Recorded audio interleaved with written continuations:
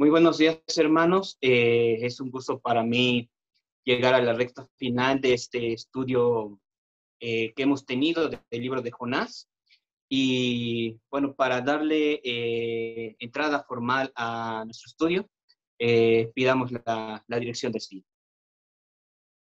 Bendito Padre Celestial, gracias te damos por permitirnos reunirnos eh, aún con estos medios. Es sorprendente que tu soberanía, tu gracia, permite que a pesar de la enfermedad, a pesar de las circunstancias, a pesar de todo lo que hemos estado pasando, tu palabra no queda encerrada. Esta se expande, esta se predica, esta se difunde. Te pedimos, Señor, que tú quites toda distracción, todo malestar, todo aquello que no nos permita concentrarnos en el estudio de tu palabra. Dale, Señor, inteligencia, palabra a, a este predicador que has tú escogido, ineficaz, pero en tus manos eh, me pongo, Señor, para poder predicar tu palabra. Sé con cada familia aquí representada y en verdad, Señor, gracias, gracias por el privilegio que me das de compartir tu palabra, de llegar ya a la recta final de este estudio. Gracias, Señor, por esta gracia inmerecida. Gracias por estos medios que podemos seguir divulgando tu palabra. Por favor, Señor, que nuestra mente esté concentrada solamente en escuchar tu voz a través de tu revelación escrita. Quita de nosotros un corazón no perdonador, quita de nosotros todo aquello que nos asemeje a Jonás, pero pon en nosotros todo aquello que nos asemeje al que es aún más grande que Jonás, a Cristo mismo. En tu nombre santo, Señor Jesús. Amén. Comenzamos, hermanos, y pues entremos en materia. Vayamos a Jonás. Vamos a leerlo todo el capítulo 4. Dice así la escritura. Pero Jonás se apresuró en extremo y se enojó. Y oró a Jehová y dijo, ahora, oh Jehová, ¿no es esto lo que yo decía estando en mi tierra? Por eso me apresuré a huir a Tarsis, porque sabía yo que tú eres Dios clemente y piadoso, tardo en enojarte y de grande misericordia, y que te arrepientes del mal. Ahora pues, oh Jehová, te ruego que me quites la vida, porque mejor me es la muerte que la vida. Y Jehová le dijo, ¿haces tú bien en enojarte tanto? Y salió Jonás de la ciudad y acampó hacia el oriente de la ciudad, y se hizo allí una enramada, y se sentó debajo de ella en la sombra, hasta ver qué acontecería en la ciudad. Y preparó Jehová Dios una calabacera, la cual creció sobre Jonás, para que hiciese sombra sobre su cabeza, y le librase de su malestar. Y Jonás se alegró grandemente por la calabacera. Pero al venir el alba del día siguiente, Dios preparó un gusano, el cual hirió la calabacera y se secó. Y aconteció que al salir el sol, preparó Dios un recio viento solano, y el sol hirió a Jonás en la cabeza, y se desmayaba, y deseaba la muerte, diciendo, mejor me sería para mí la muerte que la vida. Entonces dijo Dios a Jonás, ¿tanto te enojas por la calabacera? Y él respondió, mucho me enojo, hasta la muerte. Y dijo Jehová, ¿tuviste tú lástima de la calabacera, en la cual no trabajaste, ni tú le hiciste crecer, que en espacio de una noche nació y en espacio de otra noche pereció? Y no tendré yo piedad de Nínive, aquella gran ciudad donde hay más de 120,000 personas que no saben discernir entre su mano derecha y su mano izquierda, y muchos animales. Como ya es costumbre, hermanos, vamos a tomar nuestro repaso. Para esta ocasión solamente quiero señalar eh, esto que mencionó este predicador puritano, Thomas Watson, y menciona lo siguiente, los ingredientes del arrepentimiento. Número 1, reconocimiento del pecado. Número 2, dolor por el pecado. 3, confesión de pecado. 4, vergüenza por el pecado. 5, odio por el pecado. Y 6, abandono del pecado. También veíamos, hermanos, en este hecho de que eh, no es por alguna revolución, por alguna acción social que nosotros podamos hacer que vaya la redundancia, el cambio en la sociedad se vaya a efectuar, sino que todo plan que nosotros hagamos debe de estar fundamentado en el Evangelio, la herramienta que Dios nos ha dado para poner este mundo de cabeza es su misma palabra.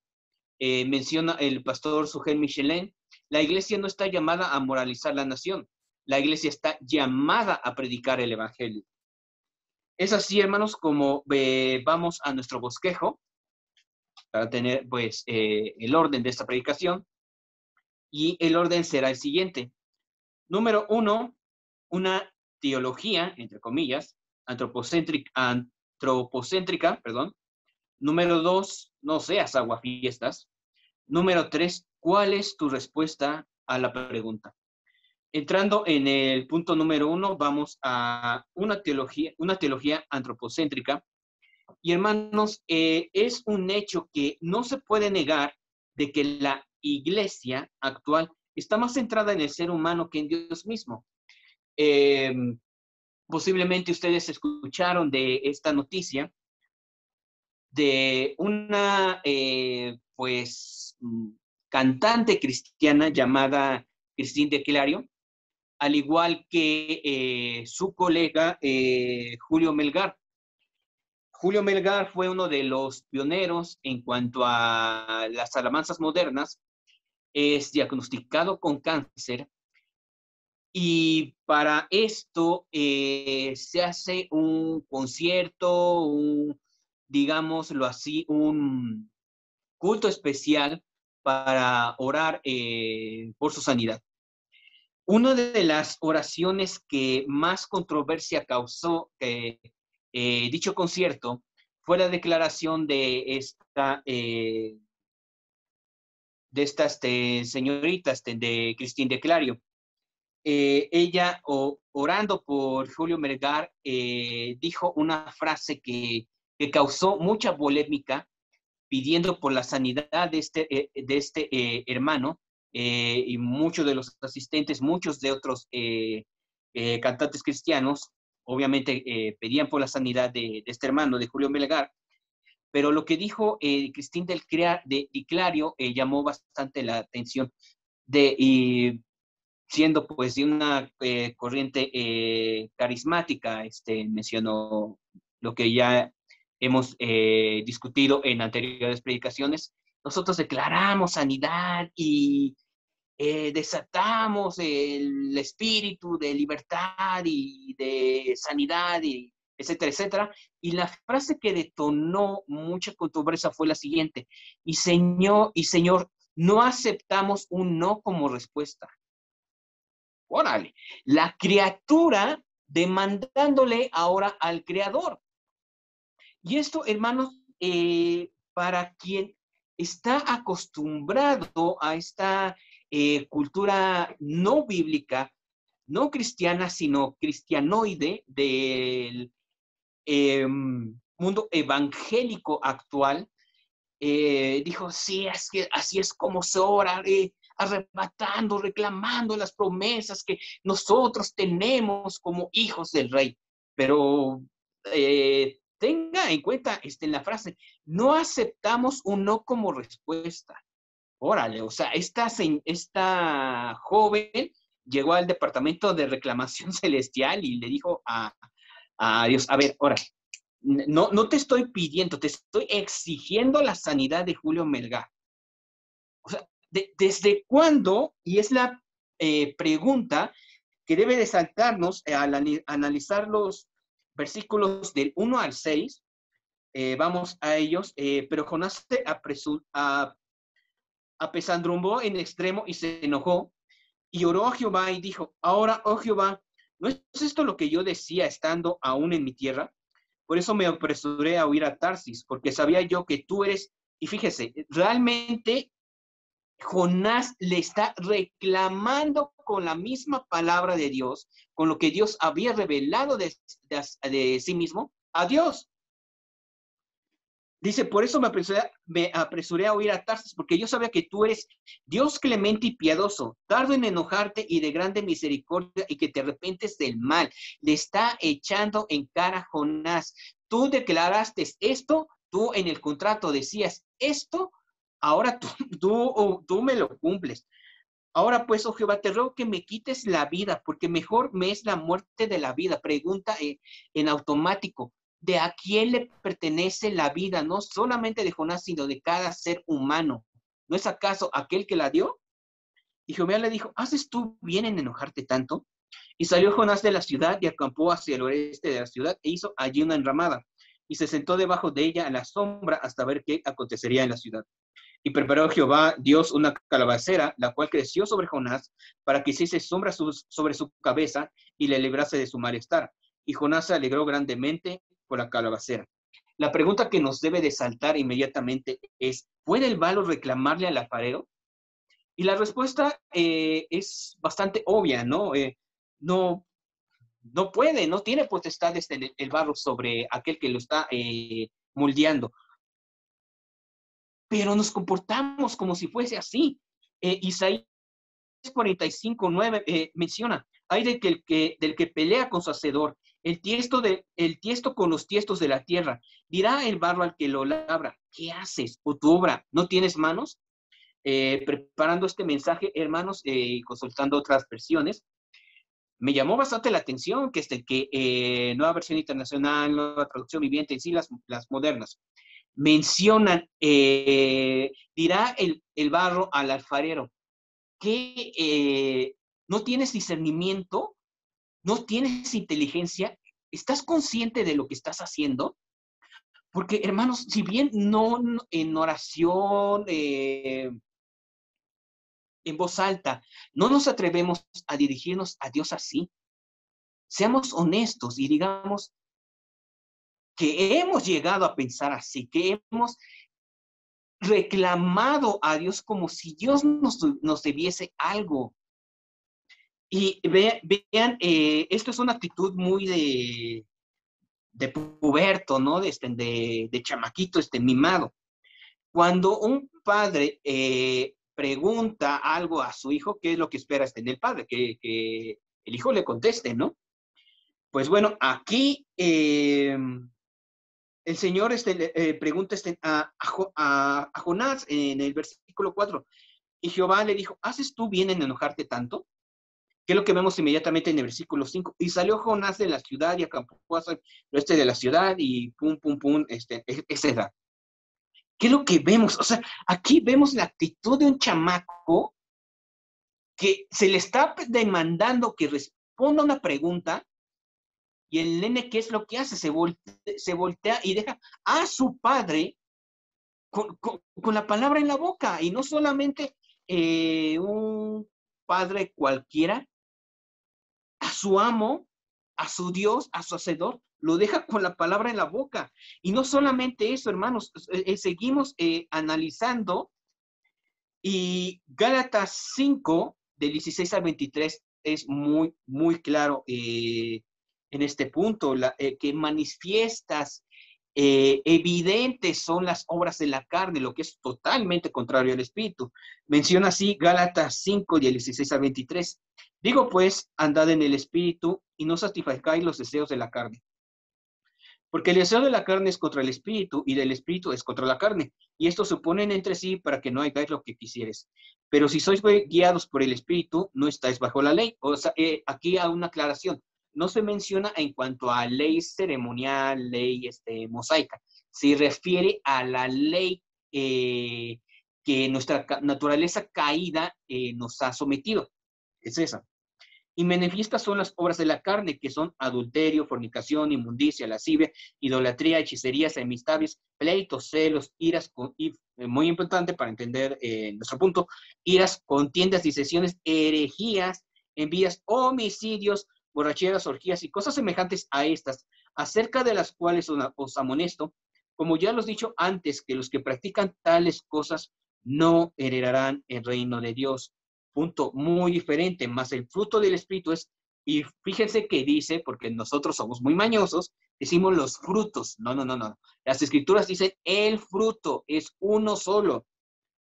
Mas el fruto del Espíritu es amor, gozo, paz, paciencia, benignidad, bondad, fe. Mas en doble templanza contra tales cosas no hay ley. O sea, la ley de la naturaleza caída no tienen competencia, no tienen dominio contra una vida realmente regenerada. ¿Por qué es importante esto? Porque si regresamos a Jonás 4, Jonás 4, del 4 en adelante, menciona, y Jehová le dijo, ¿haces tú bien en enojarte tanto? Y salió Jonás de la ciudad y acampó, fíjese, acampó hacia el oriente de la ciudad y se hizo allí una enramada y se sentó debajo de la sombra hasta ver qué acontecería en la ciudad. Su corazón asesino sale a flote porque él tenía la esperanza de que, bueno, tal vez Dios recapacite y vea lo que estos inmundos asirios realmente merecen y la ciudad sea destruida y yo voy a estar ahí en primera fila para ver el castigo merecido que merecen los asirios. Su corazón asesino salió a flote. Y hermanos, mencionaba esto de una teología antropocéntrica, o sea, centrada en el ser humano, centrada en el hombre, porque es un hecho, hermanos, de que absolutamente, como lo menciona otro autor, absolutamente todos somos teólogos. La pregunta más bien ¿es nuestra teología correcta y es nuestra teología conforme a las escrituras? Porque todos, absolutamente todos nos hacemos una idea de Dios. Ahora bien, aquellos que dicen, creo en Dios, pero a mi manera, lo que realmente quieren decir es, yo, yo soy el Dios de Dios, es más, Dios mismo soy Dios. No lo van a decir abiertamente, pero es lo que realmente quieren expresar. Al final, el idólatra no adora a otros dioses, se adora a sí mismo. El idólatra no ve a Dios como el Señor, lo ve como el mesero cósmico.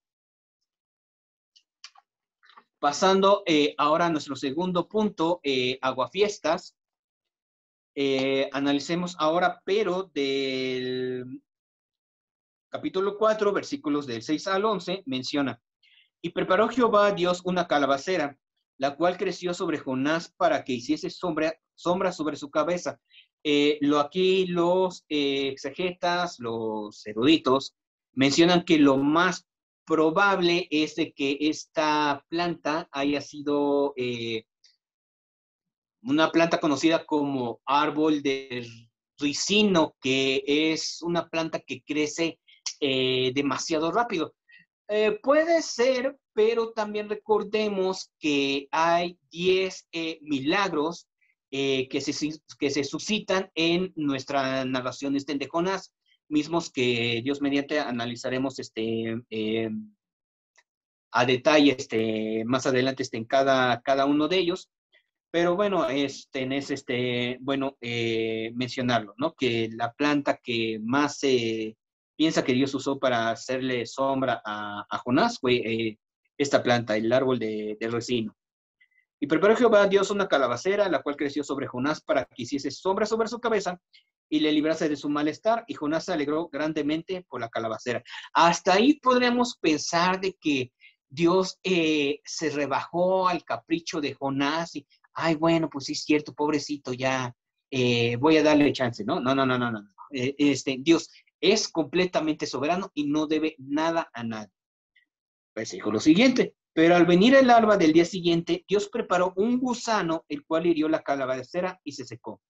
Y aconteció que al salir el sol, preparó Dios un recio viento solano, y el sol hirió a Jonás en la cabeza, y se desmayaba. Y deseaba la muerte, diciendo, mejor me sería la muerte que la vida. Entonces dijo Dios a Jonás, ¿tanto te enojas por la calabacera? Y el niño chiquito, ¿no? El niño ya va a merendar. Y ese cuento que nunca acabar, porque Chimaco es un chillón. Y vemos esta actitud de niño chiquito y Jonás. Y él respondió, mucho me enojo hasta la muerte.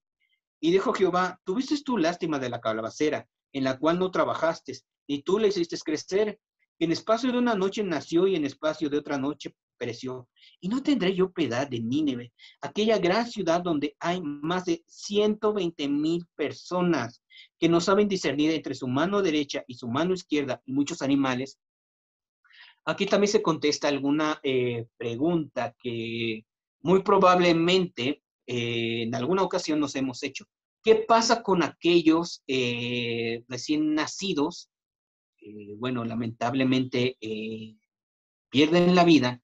¿Y qué pasa con aquellas personas que por X o por Y circunstancia no tienen alguna conciencia de sí misma? Dígase, tienen algún cierto grado de retraso mental. Algunos también estén eruditos, exegetas, expertos en los idiomas originales, mencionan que esta frase de personas que no saben discernir entre su izquierda y su derecha, se refiere precisamente a esto, ya sea a recién nacidos que pues no están conscientes del bien y del mal, que nacen pecadores, son pecadorcitos en potencia, pero a fin de cuentas, por la herencia de Adán, digamos, bueno, por lo que estamos pasando, ¿no?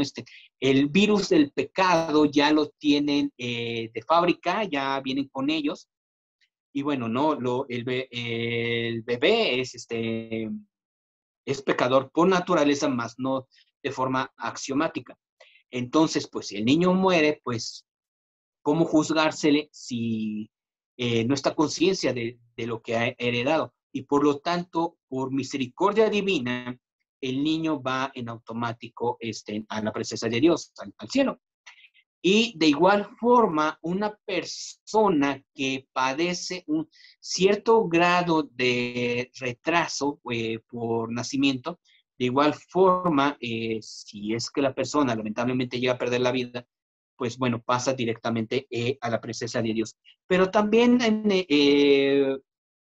debemos de ver el hecho de que muy probablemente como el mismo Dios encarnado oró, Padre, perdónalos porque no saben lo que hacen.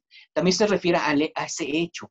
El pecado ciega, entorpece, incluso vuelve a la persona o al animal que hace que pierda su raciocinio. Recordamos el caso de Nabucodonosor, que fue reducido a menos que un animal, se comportaba como un animal. Y bueno, vemos, hermanos, que los fariseos, así como los que tienen su mismo espíritu, son unos expertos aguafiestas. No era el domingo, era el sábado, el día de reposo, el día de fiesta para el pueblo judío, para tener comunión con el Señor. Y vamos a ver un caso muy en particular. Como ya estamos acostumbrados, vamos a tomar nuestra máquina del tiempo imaginaria y adelantándonos un poco en el tiempo bíblico, y estamos en el año cero, ¿no? En el ministerio del propio Señor Jesucristo.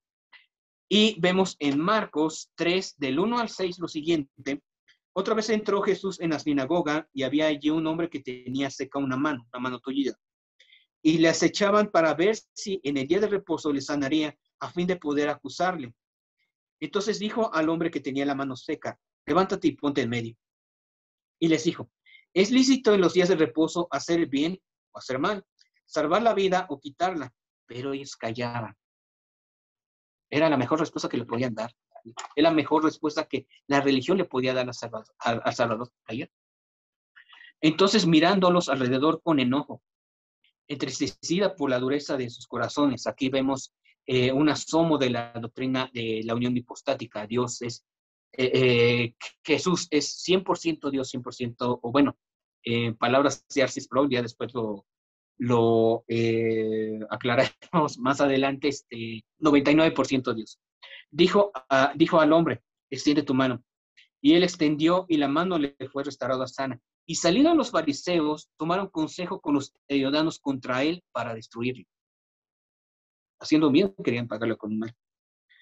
El Dios de misericordia celebra el arrepentimiento de los ninivitas. El profeta legalista lo lamenta. Dios invita a su profeta a una fiesta de bienvenida para recibir a los nuevos hermanos, porque Jesucristo mismo mencionó, fíjense que él menciona, porque la generación de Jonás, de estos ninivitas, se levantará y hablará mal contra ustedes, fariseos. Pero también debemos de ver que no dice la nación de Nínive, como si fuese un todo, porque en su soberanía, en su omnisciencia, Dios había escogido a esa generación para salvación, no a todo Nínive. Y esa generación se levantaría y ya en el tiempo final y va a reclamar a los fariseos en no haber creído en su Mesías. Dios invita a su profeta a una fiesta de bienvenida para recibir a los nuevos hermanos. Jonás quería asistir a una ceremonia de inyección letal. Usted lo ha visto, ¿no? En películas que hay un vidrio y para hacer justicia a los familiares afectados, ellos pueden ver la ejecución de quien les provocó mal, perdón. Jonás quería estar en primera fila en la destrucción de los ninivitas. El corazón del Dios misionero está lleno de miel, el del profeta legalista de Ajenjo. Y aquí, hermanos, podríamos decir, sí, es así como usted está mencionando, hermano, es el budismo, es la religión legalista que condena a aquellos que no conocen de Cristo. ¿Y qué de nosotros? Porque, hermanos, el hermano Tom S. Rainer, en su libro Iglesia Acogedora, hizo el siguiente experimento. Visitó varias iglesias. Cuando llegaba sabían quién era, que era un autor reconocido. Y bueno, bienvenido, hermano, chalala, tome su asiento, el boletín, todo lindo, todo bonito, demás. Y él hizo esto y tenía la intención de preguntarle a aquel que viese que ya era miembro de esa iglesia local y al término del culto se acercó a cada uno de ellos y les preguntó, ¿consideras que tu iglesia es acogedora? Sí, hermano, muy, muy acogedora, me siento en familia. Pero asimismo, a propósito, se acercó con aquellos que fueron por primera vez a X o Y congregación local y les preguntaba, oiga, hermano, ¿es primera vez que viene? Sí. ¿Consideras que esta iglesia es acogedora? No, yo me hicieron sentir como si viniera a interrumpir una fiesta privada. Y hermanos, no, a veces no actuamos así. Y hermano, ¿qué libros ha leído usted? Bueno, pues yo tal. Ok. Escucha Kais Luna, ¿verdad? Y hermano, mira, qué padre. ¿Y qué libro de estudio tiene? ¿Qué es eso? Mm, Tiene Biblia ilustrada, ¿verdad, hermano? Y así varias cosas que denotan que nosotros también tenemos un corazón farisaico, que si el hermanito no va de corbata, que si no lee cierta traducción, o el X o Y que ustedes quieran, hermanos, nos ponemos por encima de ellos, pero recordemos un punto, que la cruz hace muy parejo el suelo para cada uno de nosotros. Y el mismo fenómeno se repite en otra historia, hermanos. Vamos ahora, pero a Lucas de 15, del 11 al 32, y usted la historia la sabe perfectamente. También dijo, un hombre tenía 2 hijos. Ya con esta frase sabe qué historia es. Y el menor de ellos dijo a su padre, Padre, dame la parte de los bienes que me corresponde, y les repartió los bienes. No muchos días después, juntándolo todo, el hijo menor se fue lejos a una provincia apartada, y allí desperdició sus bienes viviendo perdidamente. Y cuando todo lo hubo malgastado, vino una gran hambre en aquella provincia y comenzó a faltarle. y fue y se remó a uno de los ciudadanos de aquella tierra, el cual le envió a su hacienda para que apacentase cerdos, y deseaba llenar su vientre de las algarrobas que comían los cerdos, prácticamente de basura, pero nadie le daba. Y volviendo en sí dijo, ¿cuántos jornaleros en casa de mi padre tiene abundancia de pan y yo aquí perezco de hambre? Me levantaré e iré a mi padre y le diré, Padre, he pecado contra el cielo y contra ti. Ya no soy digno de ser llamado tu hijo. Hazme como uno de tus jornaleros. Y levantándose, vino a su padre, y cuando aún estaba lejos, lo vio su padre, y fue movido a misericordia, y corrió y se echó sobre su cuello y le besó, cosa que era un escándalo en la sociedad del primer siglo. Y el hijo le dijo, Padre, he pecado contra el cielo y contra ti, y ya no soy digno de ser llamado tu hijo. Y aquí pues, a propósito, ya, porque la gracia calla el clamor de un corazón realmente arrepentido, porque prácticamente el padre lo calla. Dice, pero el padre dijo a sus siervos, sacar el mejor vestido y vestirle, y poner un anillo en su mano y calzado en sus pies, y traer el becerro gordo y matarlo, y comamos y hagamos fiesta. Porque mi hijo muerto era y ha revivido, se había perdido y es hallado. Y comenzaron a regocijarse. Y su hijo mayor estaba en el campo, y cuando vino y llegó cerca de la casa, oyó la música y las danzas. Y llamando a uno de los criados, le preguntó qué era aquello. Y él le dijo, tu hermano ha venido y tu padre ha hecho matar el becerro gordo por haberle recibido bueno y sano. Puedo imaginarme, ¿no? Trabajador, pues, ¿qué estás esperando, no? Entra y sé parte de la fiesta. Entonces se enojó y no quería entrar. Salió por tanto su padre y le rogaba que entrase.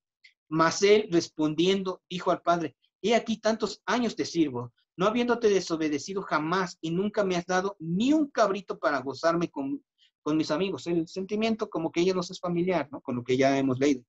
Pero cuando vino tu hijo, o sea, no mi hermano, tu hijo, que ha consumido tus bienes con rameras, has hecho matar para él el becerro gordo. Y aquí me pregunto, si tú sabías dónde estaba tu hermano, ¿por qué no fuiste y lo recasaste?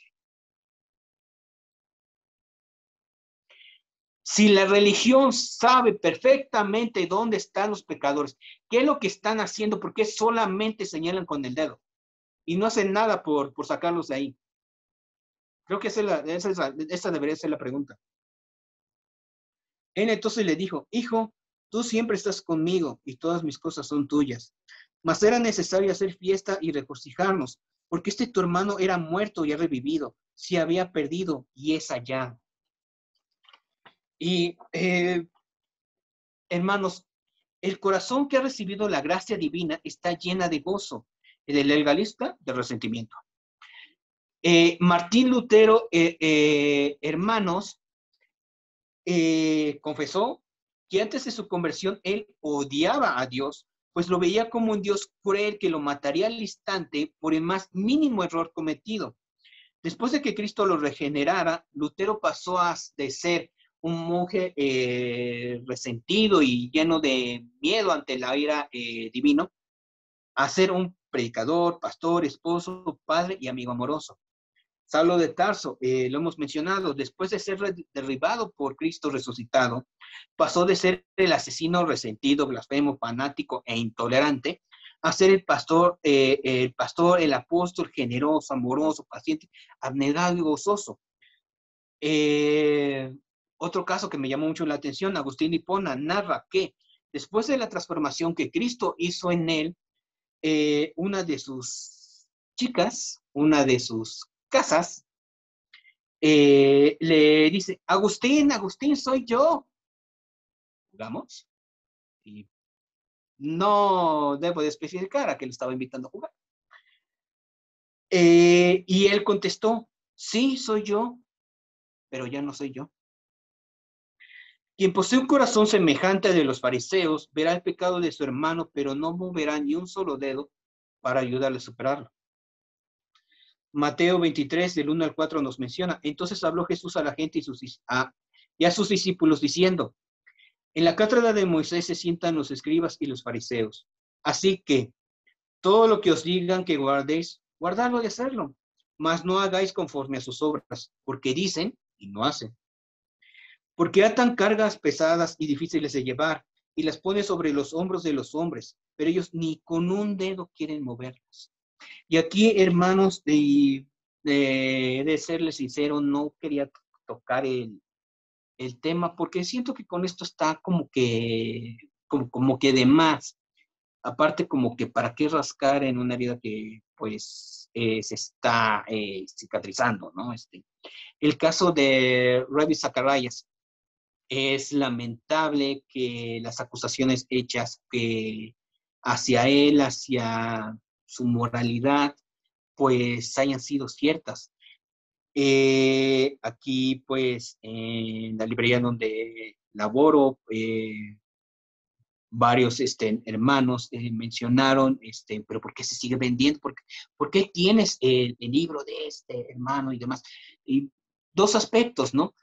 Número uno, se ve que no entendemos, hermanos, lo que es la gracia, porque en esta ocasión fue Ravi Zacharias.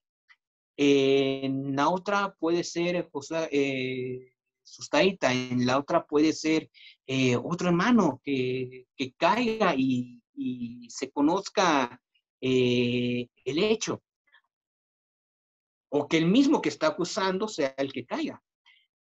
Otro hecho, aquí el texto lo menciona muy claramente. Todo lo que te diga y haga, si está conforme a las escrituras, hazlo. Pero si X o Y hermano ha caído, no por ello eso va a invalidar el poder de la palabra de Dios. Porque hermanos, precisamente nos encontramos en este caso, ¿no? Nos encontramos estudiando Jonás, un profeta que ya hemos visto que no es muy bueno en su profesión, y de igual vemos negar a Pedro, al Señor Jesucristo. Vemos a Pablo teniendo un pasado bastante oscuro. Vemos a Mateo teniendo por amigas a prostitutas y a ladrones. Y vemos a David estacionando a su nación, haciendo que muchos muriesen por su culpa y siendo un adúltero y mandando a matar a uno de sus mejores soldados. Vemos, hermanos, en la escritura el retrato, el reflejo de cada uno de nosotros y así como las manchas de cada uno de nosotros. Ahora, otro dato que es curioso, es de que son los trabajadores del Padre Perdonador en la parábola del Hijo Pródigo, los que tienen el mismo gozo que él por haber recibido al hijo menor. Y el hijo mayor, que era de su sangre, es el que se enoja. ¿Qué nos puede dejar esto, hermanos, en relación a Jonás, en relación a la parábola del hijo pródigo? Que no es cuestión de que, como lo diría Josh McDowell, el hecho de meterte en una cochera no te hace un carro. El hecho de meterte en una iglesia no te hace cristiano, no te hace nacer de nuevo. Es la comunión, la relación realmente íntima que tengas con el Padre Celestial, con el que realmente te da la salvación, que te hará parte de dicha salvación. Y es por ello que estos jornaleros, a pesar de que no eran sanguíneos, por tener comunión, por conocer el corazón del Padre Perdonador, de igual forma pueden gozarse con Padre Perdonador, tienen el mismo sentimiento. Contrario al hijo mayor, que aquí representa el legalismo, la religión, que solamente está preocupado por la apariencia y las normas. Me llama bastante la atención el reclamo que hace el hijo mayor hacia el padre, ese que estuvo con rameras y demás. Si sabías dónde estaba metido tu hermano, ¿por qué no hiciste nada por sacarlo de ahí?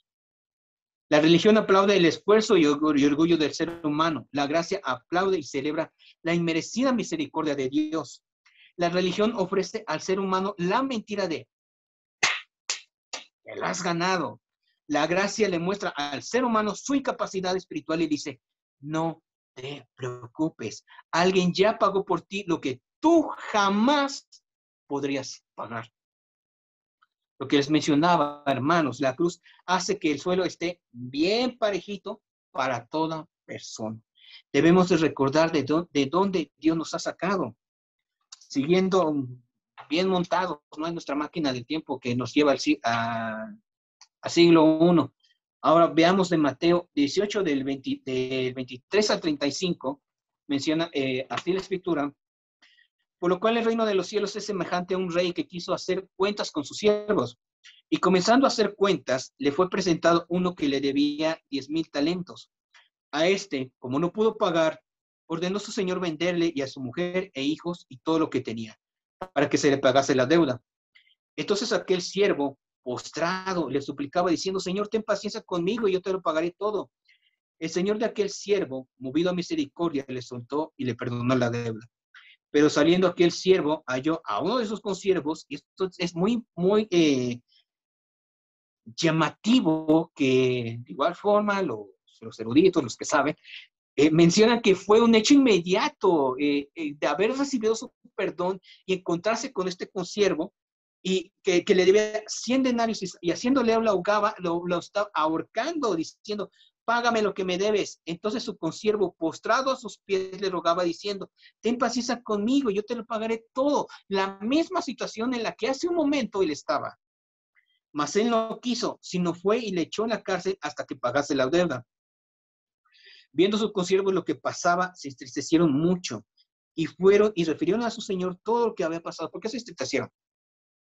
¿Por ver el sufrimiento del consiervo? Bueno, sí, pero de igual forma porque conocían el corazón de su amo, conocían el corazón de su señor, y esto no le iba a ser de ninguna gracia, porque ellos mismos ya habían experimentado esa gracia. Entonces, llamándole su señor, le dijo: siervo malvado, toda aquella deuda te perdoné porque me rogaste.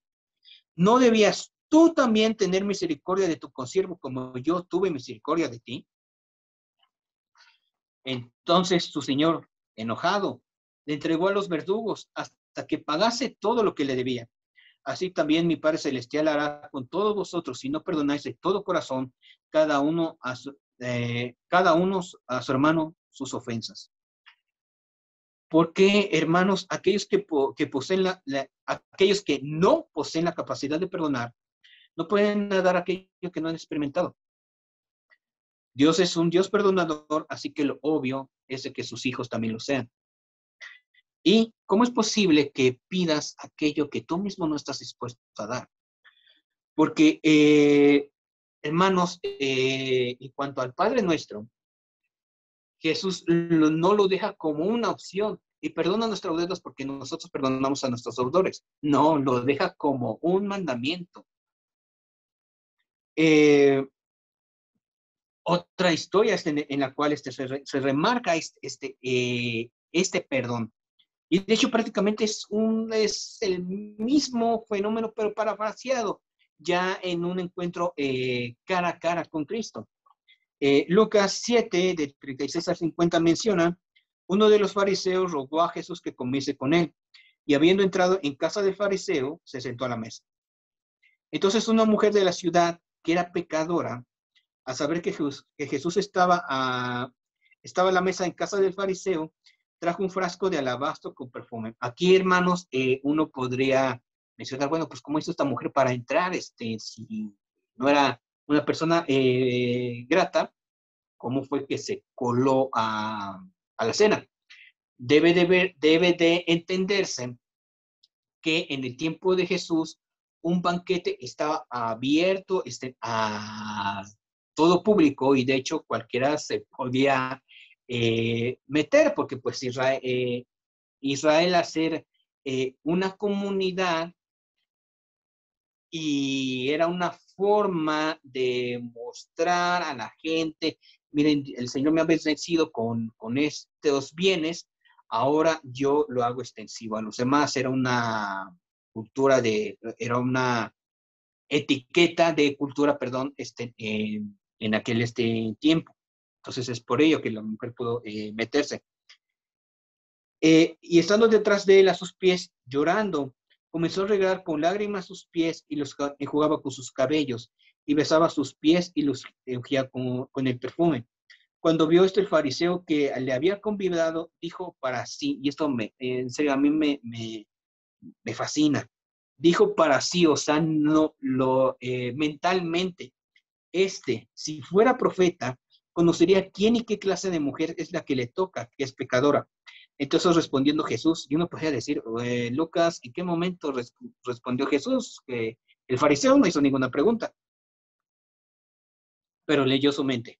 Entonces respondiendo Jesús le dijo, Simón, una cosa tengo que decirte. Y él dijo, di, maestro.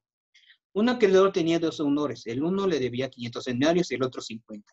Y no teniendo ellos con qué pagar, perdonó a ambos. Sí, pues, ¿cuál de ellos le llamará más? Respondiendo Simón, dijo, pienso que aquel a quien perdonó más. Y él le dijo, perfectamente juzgado.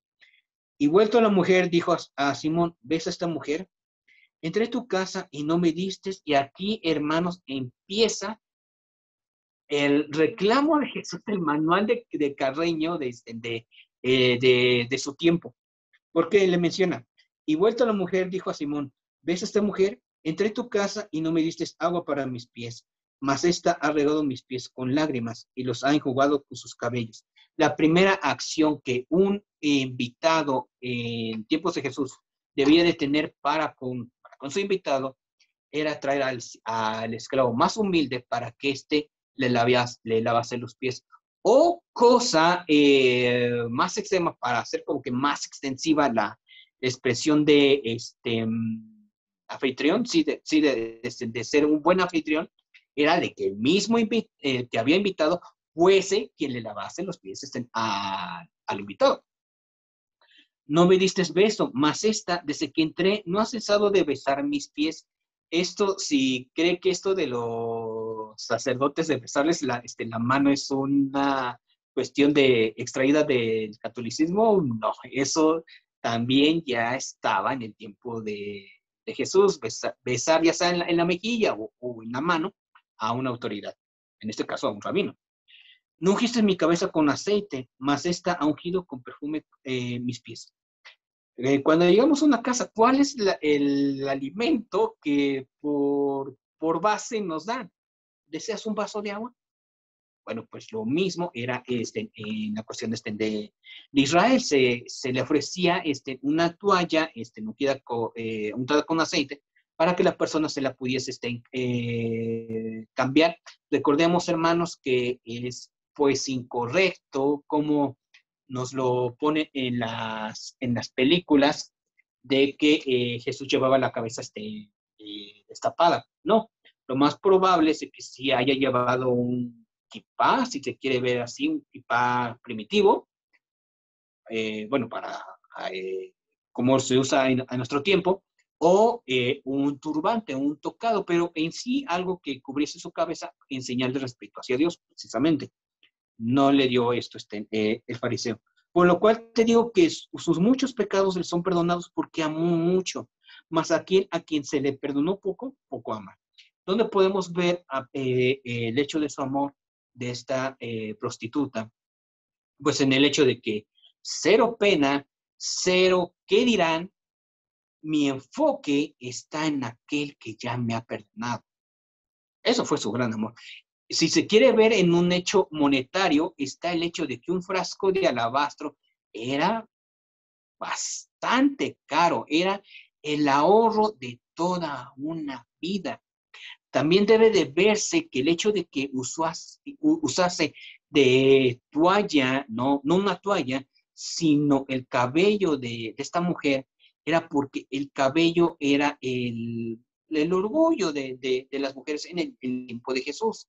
Entonces era, Señor, soy indigno y solamente me puedo postrar a tus pies, besar tus pies porque ni siquiera puedo ver tu rostro. Pero con esto que debería ser mi gloria, que lo he derrochado, con esto, Señor, si a ti te agrada. Fíjese, no porque mi corazón así lo siente, no, si a ti te agrada, acepta. Pero no exigió perdón esta mujer. Y ella le dijo, tus pecados te son perdonados. ¿En qué momento la mujer le pidió perdón? No lo hizo. Pero Jesús, su hacedor, conocía la petición, los deseos del corazón de esta mujer. Y es por eso que se adelanta y le da la respuesta que esta mujer esperaba. Y los que estaban juntamente sentados a la mesa comenzaron a decir entre sí, ¿quién es este que también perdona pecados? Pero él dijo a la mujer, tu fe te ha salvado. Ve en paz. Y así, hermanos, llegamos a nuestro tercer y último punto. ¿Cómo respondes tú a la pregunta? Y al inicio, como usted recordará de nuestro estudio, lo mencionamos. Este realmente es nuestro texto base, el meollo de todo lo que hemos estado estudiando en Jonás. Y no tendré yo piedad de Nínive, aquella gran ciudad donde hay más de 120,000 personas que no saben discernir entre su mano derecha y su mano izquierda y muchos animales. Jonás capítulo 4, 11. Punto. Un yad, hermanos, es el puntero en forma de mano, una varita, que los judíos usan para leer la Torah. Lo curioso de esta mano es que dos dedos apuntan hacia el texto, bueno, así, pueden ver. Dos deditos están apuntando hacia el texto que el judío está leyendo y tres, ¿hacia dónde creen que está apuntando? Hacia uno. Esto nos debe de recordar, hermanos, Deuteronomio 19:15, el cual dice, no se tomará en cuenta un solo testigo contra ninguno en cualquier delito ni en cualquier pecado en relación con cualquier ofensa cometida. Solo por el testimonio de 2 o 3 testigos se mantendrá la acusación.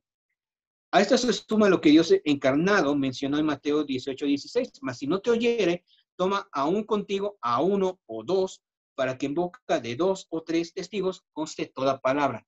Hermanos, ¿qué tiene que ver esto con lo que estamos estudiando con Jonás? El hecho de que mientras 2 dedos señalan el texto, 3 nos están señalando a nosotros.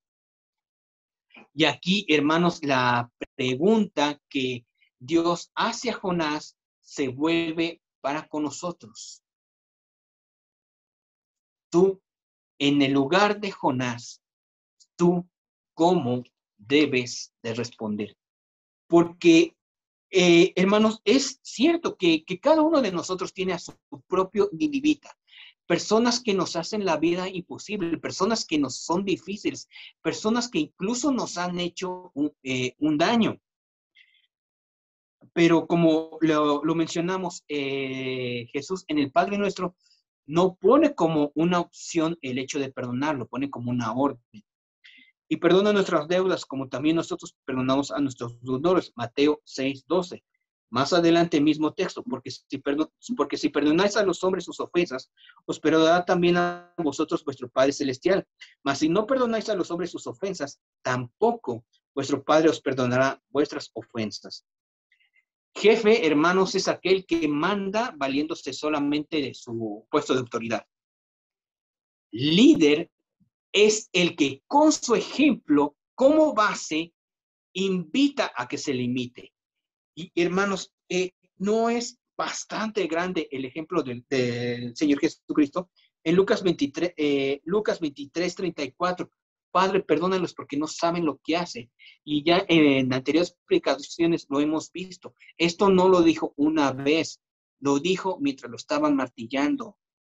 Mientras escuchaba cómo el martillo chocaba con el clavo, que iba perforando su muñeca, lejos de salir de él una maldición, lejos de salir una grosería, lejos de salir un reclamo hacia sus verdugos, lo que salía era, Padre, perdónalos, porque no saben lo que hacen.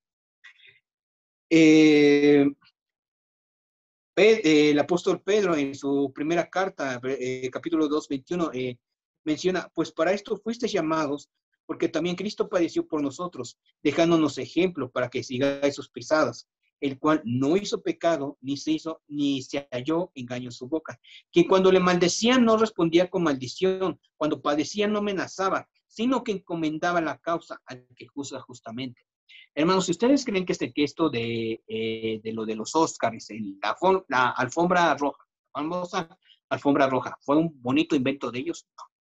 Esto tiene, créanlo, no base bíblica. ¿Por qué?